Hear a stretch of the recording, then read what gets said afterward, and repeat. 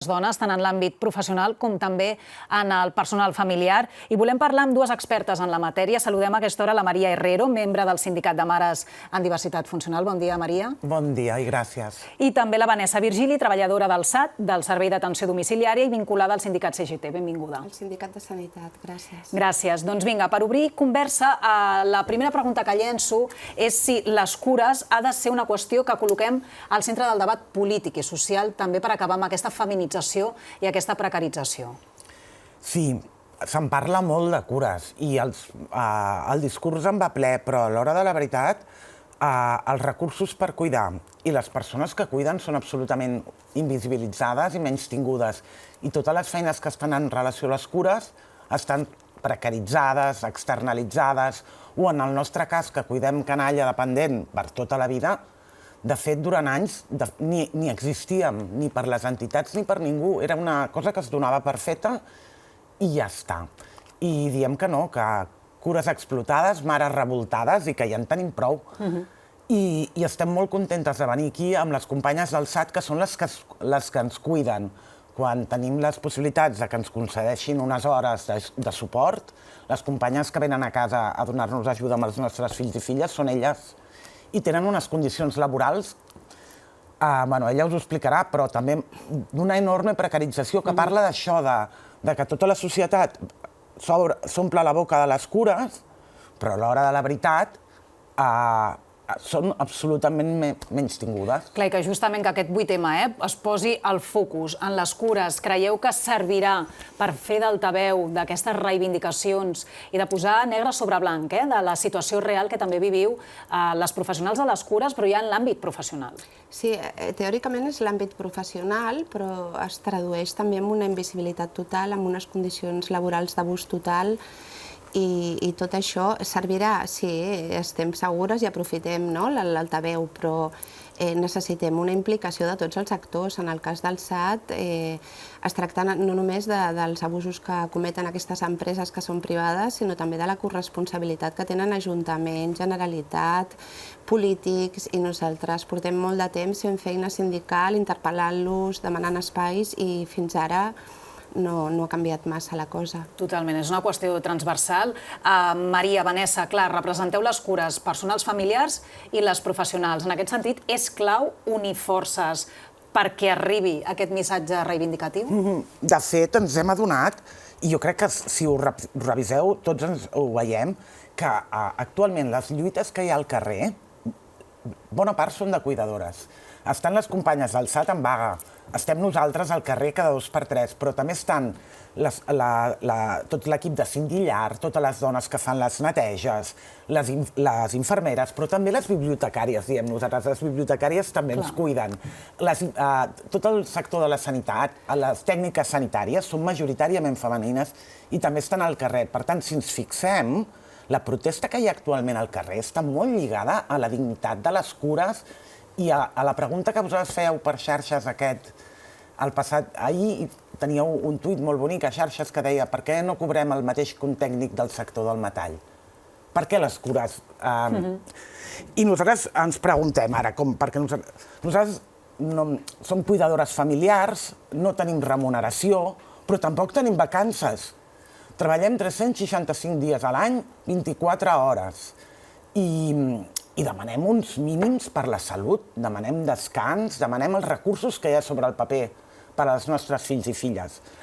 I si les cuidadores estan en millors condicions, els nostres fills estaran millor. Bueno, nosaltres, com a dones que treballem al Servei d'Atenció Domiciliària, completament d'acord amb la Maria, però afegir que, clar, vull dir, és que estem parlant que és un servei que la gent coneix poc i que, a part, no només es tracta d'una precarietat econòmica brutal, que això és cert i passa en molts sectors, sinó que aquesta precarització es veu multiplicada per les condicions laborals. Estem parlant de no registre d'hores de feina efectiva, de que una persona treballa de 8 a 3 i se li registren 5 hores només de feina, que se'ns diu que les devem, per tant les hauràs de treballar doble.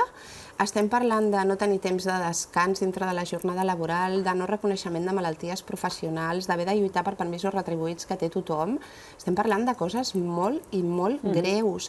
I encara és més greu, pensem, que tot això ho sàpiguen, que hi hagi centenars de denúncies, expedients sancionadors, judicis pendents. Ara nosaltres a la nostra empresa estem pendents de la sentència d'un judici justament per això, perquè una persona no li pots dir que està a la feina. Imagina't que tu ara estàs aquí entrevistant-me i després et diu la teva cap que li deus 2 hores i les has de treballar fora de jornada. O sigui, són aspectes kafkians o que et diguin que has d'esmorzar mentre estàs fent la missió de manera solapada. Llavors, totes aquestes coses són molt greus, o que t'accidentis i no et reconeguin una malaltia professional o a la mútua no t'atenguin perquè és igual si estaves aquí. Llavors, totes aquestes coses són molt greus i encara és molt més greu que l'Ajuntament de Barcelona, la Generalitat, els polítics, siguin coneixedors de tot això i continuem simplement denunciant i amb judicis. Algú en algun moment haurà de ser prou valent per reorganitzar un sistema que és completament pervers i que si algú pensa que això no influirà de manera directa en les persones vulnerables que s'està acompanyant i cuidant, és que potser s'ho ha de revisar. Clar, en el teu cas, Maria, ets mare d'un noi de 16 anys amb un 81% de discapacitat i grau 3 de dependència i vehiculeu les vostres reivindicacions a través del Sindicat Mares en la diversitat funcional. I, de fet, reclameu un estudi sobre la salut de les cuidadores, perquè aquesta és una de les preguntes que també es llença, Qui cuida a qui cuida? Això es repeteix molt i de tant en tant ens ofereixen unes coses que en diuen GAM, que fa riure molt, que són els grups de suport d'ajuda mútua, i diem, no, nosaltres no volem grups d'ajuda mútua, volem recursos per descansar. La Adelina Comas, que és una persona que investiga a la London School of Economics les cures a llarga durada, té comprovat i publicat que més de 20 hores de cures a la setmana emmalalteix. Però clar, si fem 24 hores al dia... Per tant, sí, quan nosaltres tenim els nostres fills i filles, quan passen dels 15 anys, quan arriben als 20, moltes de nosaltres estem malaltes. I volem un estudi, perquè és que això costa a la sanitat pública. Perquè ara mateix quin suport teniu? Tenim algunes hores de les companyes del SAT, que són les millors, i hauríem de tenir els respirs, que és una de les coses que reivindiquem aquest 8M, perquè la llei de dependència de 2006 deia que havíem de tenir 45 dies a l'any de respir, i encara no existeixen. Quins suports tenim? Per nosaltres són bàsics els suports comunitaris, tenim companyes, nosaltres, les escoles, els esplais, la gent que ens ajuda, però no tenim un bàsic per tenir salut. I tenim les mateixes malalties laborals. De fet, reclamem un estudi de salut amb tots els col·lectius de cuidadores, perquè coincidim molt amb malalties musculoesquelètiques, d'aixecar pesos, i coincidim molt amb l'estrès i les malalties derivades de la sobrecàrrega. I són moltes. És a dir, que el cost que tenim per la salut pública no és una cosa petitona, no, són moltes les que estem en aquests perfils i no hi ha dades, perquè la cura no... Sembla que no interessa. Sí, nosaltres en qüestió de salut, doncs això que deia la Maria, clar, evidentment, sense adaptacions en domicilis, aixecant pesos, no hi ha una avaluació de riscos, o sigui, hi ha una avaluació de riscos en quant que movem pesos com si fossin paquets, no persones. Llavors, clar, estem en aquestes alçades. Llavors, les malalties físiques derivades són les mateixes, com deia la Maria, les psíquiques derivades tant de les condicions laborals com pròpiament d'anar a un domicili a un altre, perquè és molt dur cuidar un fill, com diu la Maria. Imagineu-vos entrar en 6 domicilis, en 5, en 4, amb persones amb vulnerabilitat que estan malament i, per tant, tu has d'estar allà com a suport, has d'estar sencera. I a tot això afegim que quan surts d'allà continues sent dona i continues fent cures, De també. fet, anava a preguntar això, perquè la cura, en el vostre cas, en les treballadores del servei d'atenció domiciliària, està omnipresent a la feina i està omnipresent a casa. Per tant, és una doble jornada. Completament, és una doble jornada i en una d'elles, la professional, ho direm entre cometes, perquè queda molt, perquè ens considerin de debò professionals tant econòmicament com en drets laborals, doncs en aquesta canvies els paràmetres. És a dir, si és dur cuidar un fill com fa la Maria, imagina't haver de cuidar 4 o 5 persones amb diferents paràmetres, diferents problemes, havent de readaptar-te psicològicament, ja no et dic físicament, a cadascuna de les persones que estàs atenent i estan fort, evidentment, perquè ho necessiten.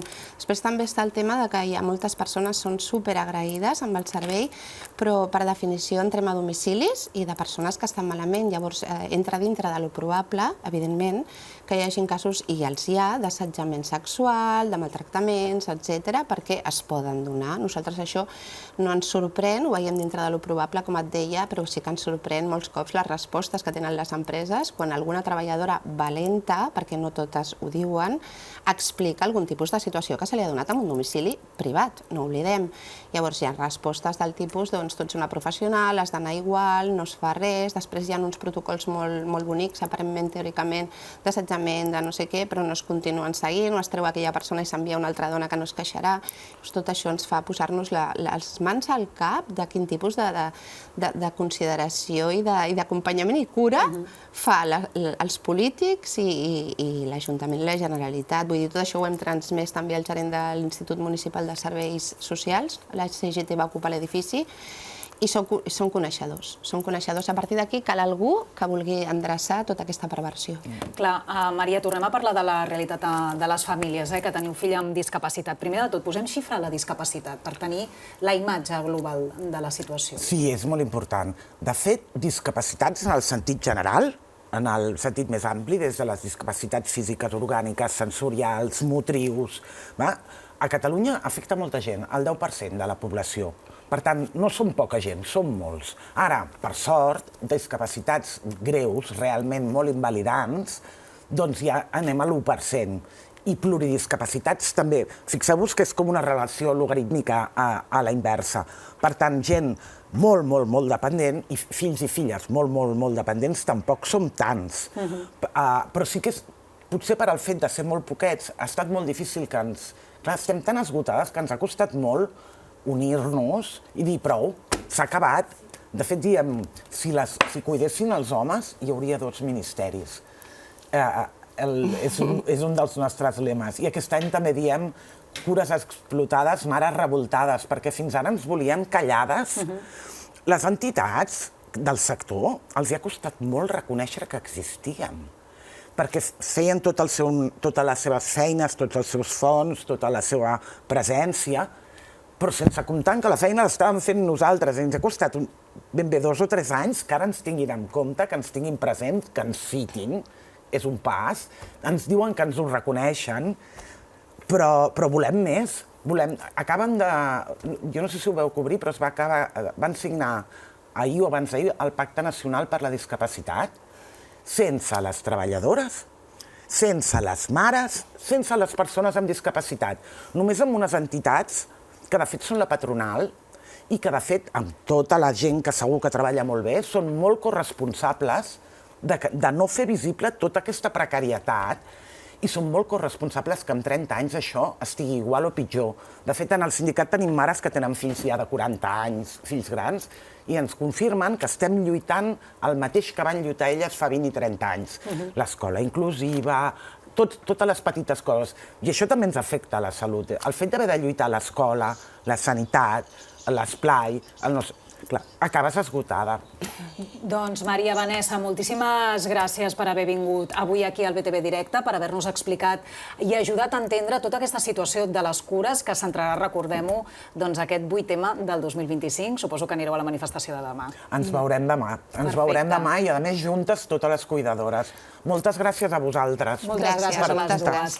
Doncs vinga, encara queda molt BTV Directe i ara repassem amb la Laura Sangrà els temes culturals del programa.